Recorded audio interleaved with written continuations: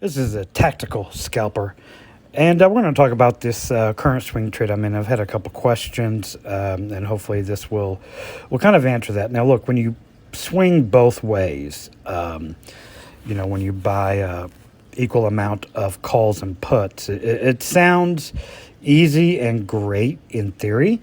The problem lies in where to take profits on the winning side, because one side's going to lose, one side's going to win. So what you're trying to do is make money both ways. And I've done it I don't know, 1,000 times through the course of my trading career. And when I'm not able to scalp, because scalping is my preferred method of trading, I find it just easier, less risk, and you can make more money scalping. However, there is some value in swing trading when you do it safely and appropriately.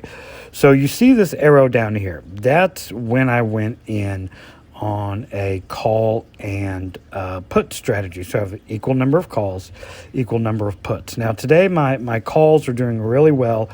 We closed a gap up here, which I was looking for. I didn't know when it was going to happen, but we closed the gap today. I kind of want to see how this plays out, because when you close a gap, there's a couple things that happen. One is called a gap and trap, where you close a gap, and then it just dumps from there because there's a ton of resistance at gap fill. Or it squeezes those shorts that are there at the gap fill, and it could, just rocket right up the 394, 395-ish area. So I'm just not, sure yet. I just kind of want to let it play out. And that's one thing I do like about swing trading, is you can take your time. As long as your expirations are out far enough, and you bought the appropriate options where theta doesn't really get you too bad, because no matter what options you buy when you're swing trading, theta will get you. There's no way around that. But as of now, my calls are up about 25-30%. And it's getting close to where I would pull the trigger and just take the money on those calls and then average down on the puts.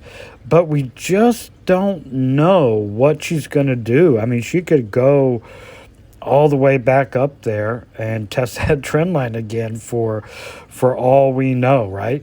And we don't know what's going to happen there. But I am watching this gap closely. It looks like we did have some selling. Let's go ahead and take a look at this. We'll go ahead and look at the 5-minute here. As you see, 392 roughly was the, I think it was actually 391.80 or something, but 392 roughly is the gap fill. And you can see we did have some selling up there. If we check maybe the 15-minute chart there, you can see we also had some selling up there, and you can see the long wicks coming down. So it is possible a gap and trap is forming.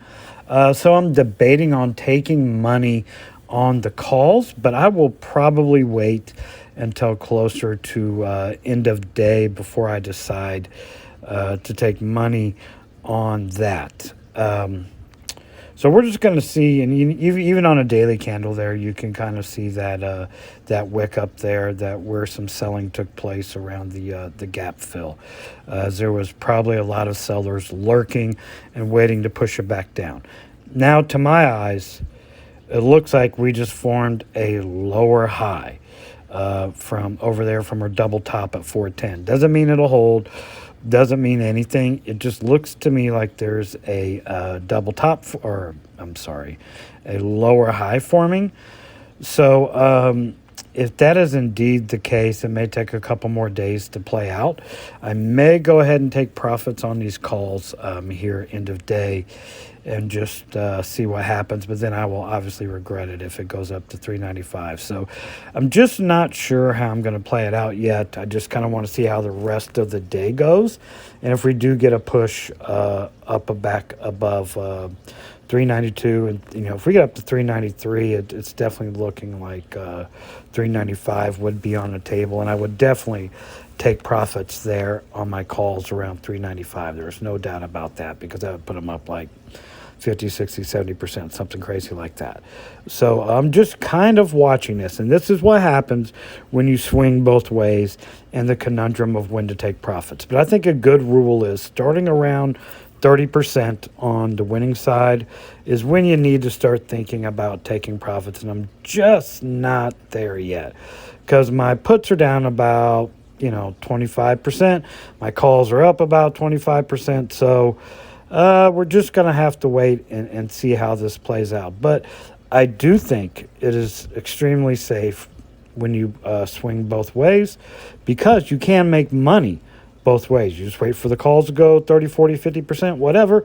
Take your money, average down on your puts, and then wait for a drop back down. And then when those get to 30, percent or whatever, you take money there. So that way you can make money both ways.